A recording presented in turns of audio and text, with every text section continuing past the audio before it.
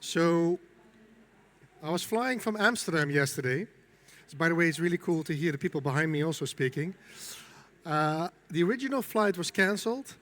Then our detour over Copenhagen had a huge delay because they shut down the entire airport because of a little bit of rain. Then I missed the connecting flight, and then it turns out they actually delayed the connecting flight, so I was back at the hotel 2 o'clock, which is like an 8-hour delay. I'm not asking for your compassion or anything. I'm just happy that I spent all that time at the airport because the show-up is pretty high. I'm going to be talking about my laws, which you should take with a grain of salt, just to be clear. Question, like, are we all developers? Just checking. Are we all developers? Architect? Any .NET developers? Just checking. Oh, I see a proud hand there. There's a couple of people. Probably the rest is Java, right? Or front-end. Doesn't matter. Everything I talk about today is completely applicable to whether you program in JavaScript, TypeScript, Java, what other language? PHP maybe even? So whenever there's a topic like test-driven development or microservices or domain-driven design or event sourcing or whatever is hip these days, you should always take into account this little slide. This is what I start with because it actually keeps me grounded myself. The thing is, whenever the sound is gone. Whenever you actually become enthusiastic about something, it starts in the lower level corner, technology trigger. And then usually what happens, you become quite enthusiastic about something, a little bit too, becomes almost like a hype, like microservices. And at some point, you have so many expectations, none of the tools will ever satisfy that satisfaction. It never gives you that satisfaction. This is what they call the peak of inflated expectations, which is well described. Then what usually happens is a lot of people then start to be very negative or something. And that will be applicable to unit testing and test-driven development, which I will be spending the last 37 minutes on. And you end up very negative. People start actually to go on stage at conferences and talk about, the dark side of test-driven development or why you should drop test-driven development, stuff like that. That's what they call the trough of disillusionment. Ultimately, eventually, hopefully, you end up on the plateau of productivity. That's when you actually understand how to properly apply a design pattern or whatever you're enthusiastic about and understand when or not to apply it. I'm hoping that this talk is actually going to bring you a little bit there, but I'm still using this every day. Whenever I'm enthusiastic about something, GitHub or something, I always wonder, like, where's this coming from? I guess there's a lot of people which are now, very enthusiastic about AI, which are on the peak of inflated expectations. Right?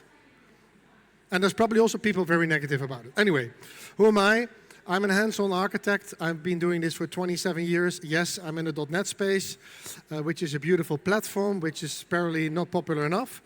And I actually talk about everything around software development, tools, architecture. I'm still coding myself. I do a lot of stuff. I have like a blog, a couple of open source projects, which you don't care about. Maybe if you're in the .NET space, you know this little library. No? Nobody? That's, one. Happy. 360 million downloads, and I don't earn a dime from that, unfortunately. So, let's talk about testability and designing for testability, because that's important. By the way, who has actually practiced or tried TDD, test-driven development? Okay, who actually succeeded with it? See, that's good, because then you have the right. Any unit testing people? Oh, anybody not doing unit testing? And is not afraid to raise their hands? I hope at least, yeah. This is not about making you enthusiastic about unit testing, but actually making you more proficient in it. Since I have only 35 minutes left, nobody in their clear mind should start writing unit tests or automated tests without any production code. Even though every book tells you to do that, it doesn't make sense. The first thing you do is start to design your code base. Thinking about responsibilities, thinking about where does actually something fit. What is the scope of my code base? What is the unit? That is what you start with. And this can be something conscious, like you do it on a white paper, or you use a little piece of paper, you do it on a digital whiteboard, or you do it with colleagues online, whatever. That's what you start with. And this is one of the biggest mistakes that people actually have made when they start practicing test-driven development. Then you use those tests to drive the design further. you start to implement maybe some actual code, then you start creating some tests. By writing those test cases, you actually start to think about the design. You start to think about the signatures, the behavior, and you realize like, oh crap, I'm actually testing at the wrong scope, or this API is really not going to work. That is the value of test-driven development. It's not a testing technique. It's a design process. It's a thought process that you have to go through. I've been practicing this for 15 years. I've shot myself in the foot a couple of times, maybe more than I'm willing to admit. But this really changed the way I looked at it, because I actually thought this is all about writing tests. It's not the case. Use the test, and this is actually a screenshot from a GitHub project, which I use because I'm actually designing a new API for one of my open source projects. And I work on this, every couple of weeks because, yeah, I have a life, because I have to be here and I don't have time to work on my open source project every day. I sometimes also use this as a kind of a tracing, like, okay, what are the scenarios that you thought about? Which are the scenarios that you still have to implement and automate? That's a very powerful way of doing it. So what is TDD in reality? It's a bit like this. You design the responsibilities, you write your first test, maybe you generate some stubs with your IDE, you make sure the tests fail for the right reason, you implement the real deal, and then you make sure that the test succeeds, it's green. But also it's green for the right reason, because it wouldn't be the first time that actually my test became green, but it didn't actually work as expected. Because I could, especially when you're fixing a bug, when somebody reports a bug, the first thing I do is create a test to reproduce that. So then I fix the bug, my test becomes green, and because I have a certain level of OCD, I also tend to remove the fix and then see if the test will fail again. It would not be the first time that it actually still succeeds and I actually fixed it at the wrong place or something like that. Not very uncommon. And then you start, you identify all these alternative scenarios, and this will magically happen when you start to implement it. That's the creative part of the process. And ultimately, you start to repeat that. Somebody has probably heard about red-green refactor, maybe? Yeah, that's stupid. Doesn't make sense at all. The red-green is all the way at the end because you should also not prematurely refactor your code base. You're going to introduce complexity and coupling that you don't want. So I kind of follow the rule of 3. So if I see a particular pattern 2 times, for me it's kind of a coincidence. If it's 3 times, it might be a pattern and it might be a candidate for refactoring. But sometimes I just don't, because I know that maybe it's not really the pattern that I'm looking for. And as developers, we've been trained to always, refactor, because you should not repeat yourself. Try. Maybe you've heard about this little thing. All right. One of the ways I've really changed the code structure is to organize my code in a more functional manner. This is a picture of a vertical slice architecture. Probably you've heard that. It's a pretty popular architecture style these days. And for me, those slices are almost natural seams in my system. And that's a very important understanding, like concept in your code base. Understand the internal seams. Yes. The other thing is dependency inversion. Anybody heard of solid? Yeah? Anybody willing to repeat all the... No, just kidding. No. Single responsibility, open, close. I forgot the rest. But the D is not about dependency injection. And a lot of people think that. The D is about the dependency inversion principle. So look at this little picture. I have a domain module called order processing. I wish the lady at the other side was quiet, but order processing module. And I have, some kind of repository abstraction. Probably you know that pattern.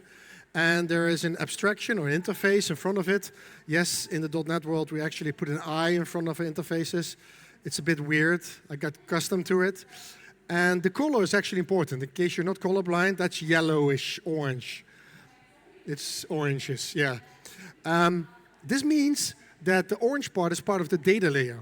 That's typically what we do, right? We have this service layer, presentation layer, domain layer, data layer, and a database somewhere in the bottom. That's the traditional architecture style.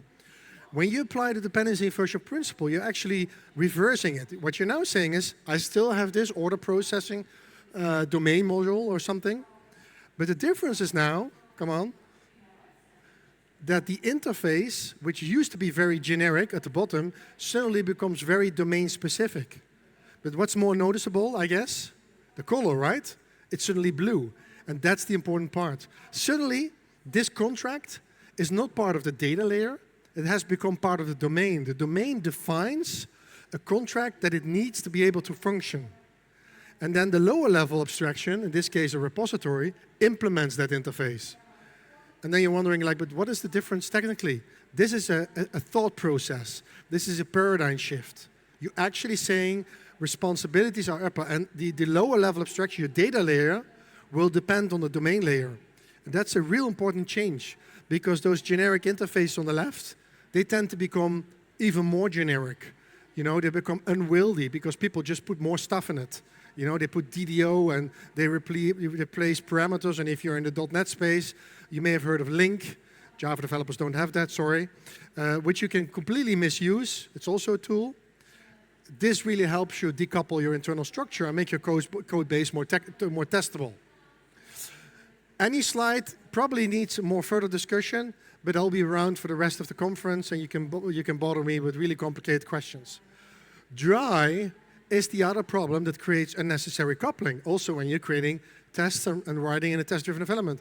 I started with the statement that TDD is a design process, and that's why I'm drawing architecture slides here instead of code. So again, just like I like to align my code in a more functional manner, I also use all these slices as a scope for deduplication. So even though we don't want that, it feels very unnatural, very dirty, I'm actually duplicating services over the different slices here. And that's totally fine. Again, feels unnatural. Maybe there's a service 2 on the other 2 slices, and maybe there's a couple of helpers, and in the .NET space we love extension methods. If you don't know what it means, actually switch your language. And then, of course, there's always exceptions. So we do actually have services that we don't want to duplicate, especially if they need specific knowledge. You know, if they're complicated to maintain, if you need certain skills for that.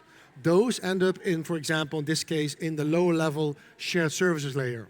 So don't repeat yourself. Dry is a perfectly well pattern. You should actually practice it, but practice it within boundaries, because this will also help your tests, the scope of your test, and helps you decouple code bases from each other.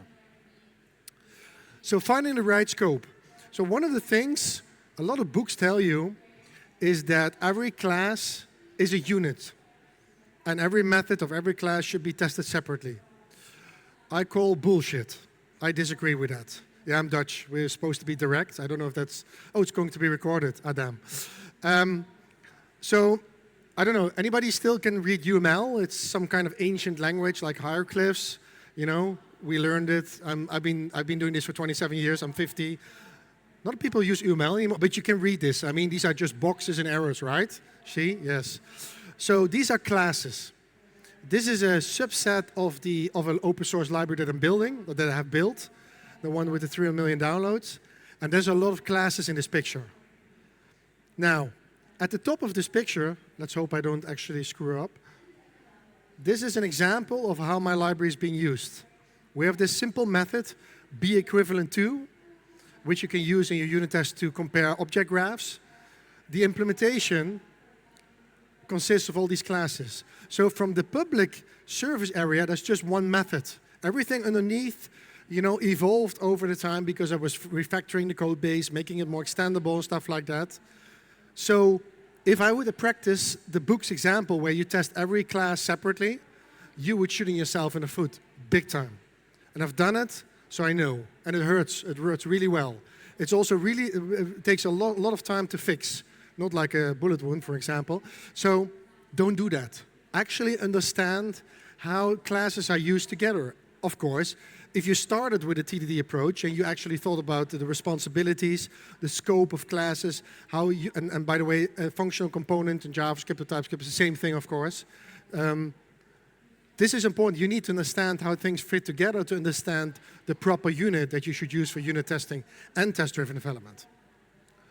So, what's really cool, if you actually structure your code in a more functional way, so no controllers, no views, no repository folders, only functional folders, it becomes almost obvious what the unit in unit testing should be.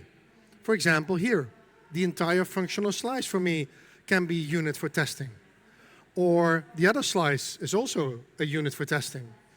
However, a service inside that is probably deserves its own unit in its own right because it's something that it's providing generic services to that particular slice.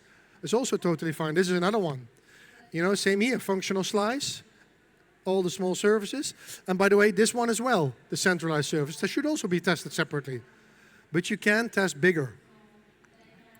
And if you structure your code in a more functional manner, it becomes almost logical what the unit should be. So sometimes you do want to test smaller because, you know, I started with this thing about Gartner's hype cycle. You should not be dogmatic about your beliefs. You know, there's no single principle rule that applies on every code base. Simply as that. So you should understand the pros and cons. So what I just said on my previous slide, there are exceptions. Sometimes you do want to test something really small, like a critical component, or simply because there are just too many different scenarios you have to go through, and testing at the smaller scope makes total sense for that. There are reasons to do that. You should not stop from doing that, like this internal critical component. That's perfectly fine. One of the heuristics, and it's not a guideline, the heuristics I often use, is that something that is designed to be reusable should be tested separately. That is something different from something can be potentially reusable. Because if you're a good developer, and I can see everybody is a good developer here, everything you write is potentially reusable. That's not what I mean. If you actually designed a couple of classes or a simple class or component or library, whatever, to be reusable, then it's separately. The sound sometimes, okay, cool. On the other hand, if something turns out to be an implementation detail, something that is not supposed to be used directly, but is part of a bigger unit, then you should test it as part of the bigger scope. And that's very difficult to grasp. Requires quite some trying. And I don't expect you to go back in this session, after the session, and suddenly change the way you do software development and TDD and unit testing. But I hope at least that it make you think about it, ask yourself questions, start to challenge your architect, or if you're the architect, start challenging yourself. All right, the same reason why we should have adjacent folders should also be treated as a separate unit. Of course, if you use functional folders. This is an example of functional folders. You know, execution, matching, ordering, selections are capabilities of the library or a particular part of the library. So I don't actually use technical terms. Well, it's technical term of case, but these are functional capabilities. So every folder in my code base probably aligns directly with, like, if you would create a PowerPoint or a nice graph that I showed you earlier, you put on the wall or whatever you put your architecture slides, you should be able to see directly a direct correlation between what you see on the architecture slide and in the code base. They sometimes call that a screaming architecture. This is also important. If you're in the .NET space, if you're building HTTP APIs, you typically use something they call a controller. I don't know where it came from, but the point is a controller is a class. If you want to create an HTTP method, you create a method on that class, put some annotations on top of it, and then suddenly, magically, you have an HTTP endpoint. If you would create a unit test for that, what you could do is, in your code, create an instance of that class and call the method. But that's not what happens in real life. In real life, you're going to send an HTTP request with certain headers, you know, certain authentication headers, certain body, certain JSON. That is the real service area, not what happens under the hood. That's just a framework thing. So that's why this is something you can do in .NET. I don't know if you can do it in Java, for example. You can actually create an in-memory little server. Doesn't use the networking stack at all. It completely hides away the networking stack, where in your test you can send HTTP requests. You can also get a HTTP response back. You can verify whether the HTTP caching headers are correct, whether the the X forwarding headers are correct. That is the real service area, and that's important. For the same reason that in your test, if you're working with a test that actually interacts with a database, you shouldn't, happy she will shut up now, you don't actually want to write into your database from your unit test. You shouldn't be doing that, because the database, unless it's an integration point across multiple systems, in most cases, it's an implementation detail. Yes, it's a big one, and it's an important one, but it's still an implementation detail. Yes, it's completely unlikely that you're going to change your database in the course of the life cycle of a system, but it's still implementation detail. You want to be able to optimize the implementation, introduce views, maybe change even the pattern, maybe introduce something like CQRS, or maybe introduce part of it, use NoSQL solutions. That should not affect the rest of the systems. So in your test, you should not directly interact with the database. That's an important one. I can see a lot of people frowning like, it doesn't make sense to me. It will eventually, I hope. Okay. That also means that quite often, if you start treating that database as an implementation detail, that you actually want to interact with the database, especially if that code is doing, I don't know, real SQL statements or whatever technology you use to interact with your database. How do you actually include your database in your tests? Well, there's tools for that. I think it also exists in the Java space. In the .NET space, we have something called test containers for .NET, and I think there's test containers for Java as well. Why not run SQL Server in a Linux container as part of your tests?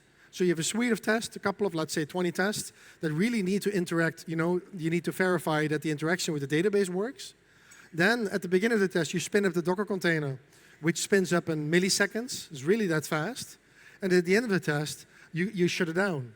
You don't need to deal with existing data. You don't need to clean up the database. It's really fast. And that is something. Any Oracle developers here? Oh, okay, good. Because Oracle developers are not unlucky here. But for SQL Server and Postgres and others, it's really easy to do like that. Is it still a unit? Oh, maybe not. There's an example how it's being used. Because I don't care about the term unit. You can have really fundamental, maybe even biblical discussions with other developers about what is a unit test and what is an integration test. I don't care. I like to call them, but it doesn't really spell that well, appropriately sized or appropriately scoped tests. That's important. You need to think about what is the smallest scope that you want to test and make sense. Whether that's one class, it's a couple of classes, whether that includes an actual database running a Linux, that's perfectly fine. Don't be dogmatic about it.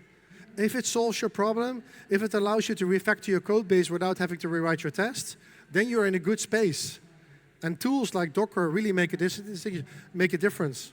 Docker, by the way, is actually at the peak of inflations because it's actually solving real-world problems. Well, real-world software development problems, of course, to be clear. So also don't try to write down requirements or guidelines like we have to call it the unit test and this has to be called integration test. There's no point in that. However, don't forget that unit testing are the only ones. There's multiple levels. And you probably will notice that I keep putting unit between quotes to avoid giving a particular value. But there are multiple levels of tests that you have to follow. Integration test, component test, multiple things together. Maybe HTTP or API test, because that's your service area. Then, of course, we have like browser-based testing. And at the end, we call it exploratory testing. Manual testing, I like to rule that out. The only reason why a quality engineer, and I don't like to call these people testers, because then their job is not to test, their job is to actually make developers more aware of the testability of their code base. Yes, they may at the end of a pull request or PBI or whatever work item you want to use, they may actually do a bit of manual testing, but the only reason they do that because they have this mindset of trying to break your system. That is the value of a good quality engineer. The rest should be automated, to a certain extent, of course. So don't forget, all of these are complementary. There's no one that you can use for everything. Some test guidelines. Write your test like you write your production code. With that, I assume that you write beautifully, easy readable, well-maintained, well-reviewed production code. If you don't, then forget this statement. But for me, test code is just a first-class citizen of my code base. I've seen code bases where half of the code base is test code. That is very normal and very healthy. My own code base has like, my open source project has something like 98% coverage. It's a bit much, I guess. But the point is the tests are actually documentation. If you do this correctly, they can be used as documentation. For my library, if people ask questions, I always go to the test first to find a particular example of what the expected behavior is and what kind of API you should use. In fact, if I review somebody's pull request, the first thing I do is look at the tests. They tell me something about the behavior. They also tell me about the quality and the kind of maturity of a developer, because you can see it from the code base whether they actually started with the test or not. Which allows your test to be user documentation, obviously. I already mentioned that. If you're doing dependency injection, I don't know if people do that these days. In the .NET space, there's a kind of a prolific, a bad practice where people put interfaces on everything, like everywhere, just to do dependency injection. I'm pretty sure most dependency injection frameworks, they can actually inject concrete classes. You only need interfaces or contracts between those boundaries that I showed you earlier. For the rest, don't bother. It's just unnecessary complexity. Mocking, there's apparently two camps, people that use mocking all the time and people that hate mocking. Again, that's being dogmatic. Sometimes mocking makes sense. I typically use mocks between the different boundaries, so between the different the different functional slices, I use mocks, and that's perfectly fine. Within those slices, I don't need mocking, because if you increase the scope of your test, you don't need all these unnecessary abstractions in between to be able to test things independently. You're grouping things in a more functional manner, which means your code base will consist of a lot more functional slices that you test almost end to end. Is it still a unit? I don't know. It's appropriately scoped. It's probably more important than the term or how you approach that. So you can see that where you can actually use mocking. You know, at the bottom, you can use mocking between the shared services. You can use mocking. There, you don't use mocking. Again, heuristic, not a guideline. It's a rule, it's not a law, even though I called my presentation. However, if you see somebody returning mocks from mocks, you know, an abstract factory returning another factory, returning something else, if that's the kind of things you see in your automated test, you should actually frown upon and start changing something. That's a smell if you do it. Another thing, and which is kind of my general purpose rule, if you create tests, really make sure that you hide everything that's not specific for a particular test case. It's very hard, and probably you've experienced that if you create your test at a bigger scope, to make your test itself very readable, because there's always setup code and stuff like that. My general rule of thumb is anything that's not important for that particular test case, so the actual specific test case, I put away. I think if you went to the previous presentation, I heard the speaker talk about test data builder pattern, object models. They're beautiful patterns to make your test code much more readable and understandable without making a mess out of it. Here you see examples of, you know, a builder that, you know, uses a Fluent API, and this is C#, but it doesn't matter, it's applicable to all code bases, using a Fluent API to build a complicated construct that can help in your code base. And then in your test, I'm actually saying I'm building here a test host builder, which is literally a test host for sending HTTP requests, using, I don't know, a document store, event store, that's something specific for the test case, and then I build it. You can also use that test data builder to build domain objects that are functional valid, so that in your test you only need to show the relevant parts. If you would have a client builder, you should be able to call .build, and you would still have a functionally correct, valid client. And then in your test, you only need to override the particular properties which you care about in that particular test case. I mentioned this at the beginning, right? If your test fails, make sure it fails for the right reason. That's really important. It kicked me in my, never mind, a couple of times. Magic numbers. I guess a lot of people have been trained, you know, drilled to not use magic numbers and magic strings and magic keys, because that makes sense. In tests, in test automation code, forget about that rule. Use magic numbers. Well, not literally, don't use GUIDs, but it actually makes a lot more, your test much more readable if you don't use consts and stuff like that at the top of your method, or your test method. You know, defining all these variables and then use them in your test, that's just noise. In quite a lot of cases, it's completely obvious what something means. Like this is a bad example. You know, country, the Netherlands, the kind is filming, the state is active, and then I do something in my test in the act phase. I just used state is active. I don't use the constant for that. 9 out of 10, it actually makes more sense and makes your test more easy to understand. Try it if you don't believe me. Just try it once and see if it works for you. The same, and that's interesting, if you're building an HTTP API, Quite often on the implementation side, you probably have some kind of construct, typically called the data transfer object. That's a class or something that represents the data that you want to return over your HTTP API, right? And then you have some framework that will serialize that to JSON or XML. If you want to create a test to verify that the JSON is correct, what we have almost, because we don't like to duplicate code bases, we have this tendency to use that same DTO class in your test code to deserialize the incoming JSON back to the object and then compare if the values that you were used are correct. This sounds like a good idea, but the problem with that is that if you change the property in your production code, your test will succeed, right? And then everybody thinks, oh, but that's great, right? No, because an HTTP API is a contract. It's a contract to the outside world or to another system or subsystem. You don't want to accidentally change that.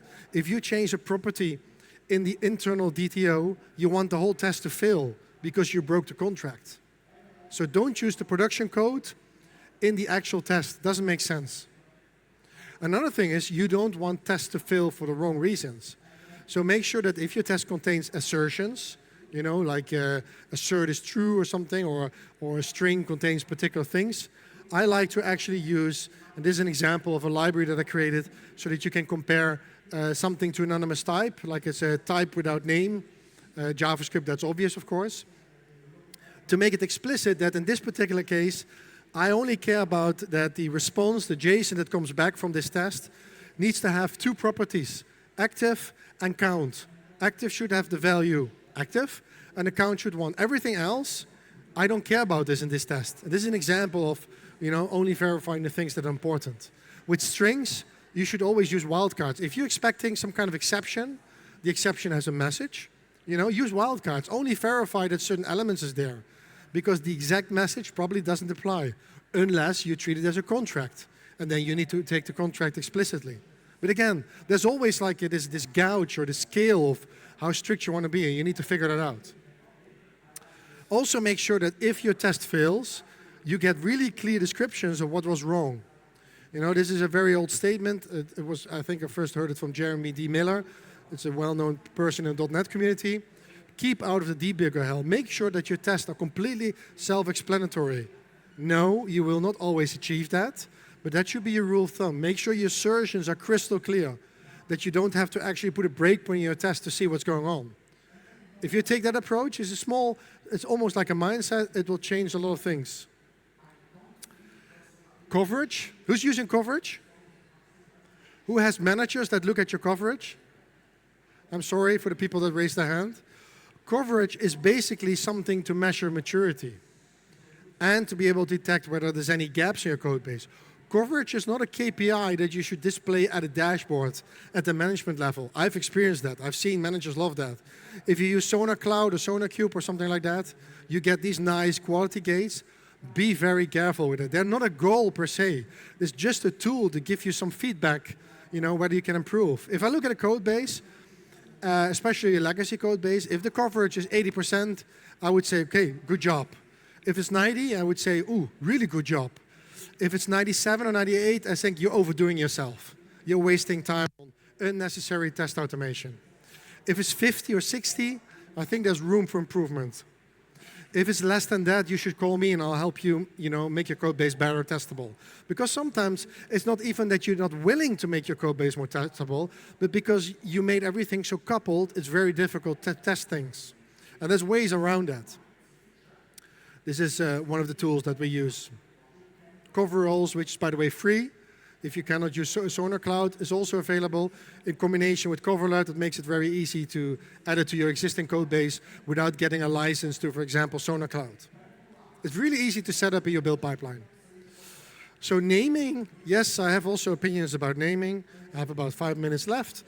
Arrange, act, assert. Really simple. Sounds sometimes a bit stupid, you know, almost like dogmatic. But on almost all my test cases, it makes it slightly more obvious what is the range part, you know, where do you set up your test environment, what's the act, that's very obvious, and what's the what's the assert part. They should be obvious in a well-written test, but they're not always obvious. So I just, you know, I'm very dogmatic about using this. just because I've seen it helps. Sometimes, and because this is what they call the triple A style, sometimes a more behavior-driven approach can be more convenient. Especially in code that is more orchestrational, you typically have one act, but you have lots of different search that you want to do, because that act actually causes interaction with different components. Especially in situations where you want to use mocking, because you're testing something that interacts with other services outside your boundary. It can be beneficial to use a more BDD-style framework. There's plenty of frameworks in all the different spaces that you can use. In fact, I would say JavaScript with Jest and Jasmine actually use this by default. I don't think it's the best solution in all the cases. So use the best style that makes sense. However, every scope of testing should typically use one style of testing. But you don't have to be dogmatic again about this again, as everything I say today. One thing which sounds really stupid is, and that it's stupid but also obvious in the way I treat my tests, because yeah, it's documentation, the way I design my code. So I like to postfix all my test code, all my test classes with the word specs instead of tests. It doesn't do anything, but it's just, you know, a reminder that what you're doing here is not testing. You're actually writing the specifications, you know, of your code base. You're writing the behavior, the expected API. This is documentation. And this helps. I've seen developers actually, every time they see this, it almost comes to like a subliminal message that reminds that, like, you guys, you're writing specs here, or girls, or people. So try that. It's very easy to do. I also group things because I like to keep my test names short. I've tried different styles. So I use nested classes. I don't know if you can do that in every language, to group related scenarios, especially if there's lots of different scenarios, because my scope is a little bit bigger. You know, I just use nested classes so that I don't have to repeat every time. Like, you have these very long tests, like when something happens all the time, then something else happens, which is very difficult to read. I just group them in a nice way. And I use short fact-based names. So I used to do this: when something happens, it should do something else, which I don't like anymore. It's too verbose. I've also seen people use the class name, the method name, and then some scenario, which is from the art of unit testing. I don't like that either. Now I use fact-based names, basically saying this is the expected behavior. And that should be enough. It's something a little bit harder to write, but it's much easier to read. And if you probably remember, on average, we read our code 10 times more than we write it. Unless you're lucky, you're only doing greenfield projects, which you probably don't. That was it. I'm sure that either you completely disagree with everything I say, that's totally fine. I hope you approach me tonight, maybe with some alcohol, it's going to be easier. But at least I hope I made you think about this stuff. You know, I've been doing this for 15 years. I am training, or I'm helping big clients and small teams and big teams to actually improve the entire code base development. I've seen this work. It works for me. And as I said, I have an open source project with more than 300 million downloads. Doesn't say anything, but it has helped me, you know, applying these practices. Try them. I'll be around for questions. There's no time for questions right now. I hope you enjoyed the rest of the conference. I'm very happy that you're here. I'm still recovering from my flight, and I hope to be able to engage with you the rest of the conference. Thank you very much for your attention.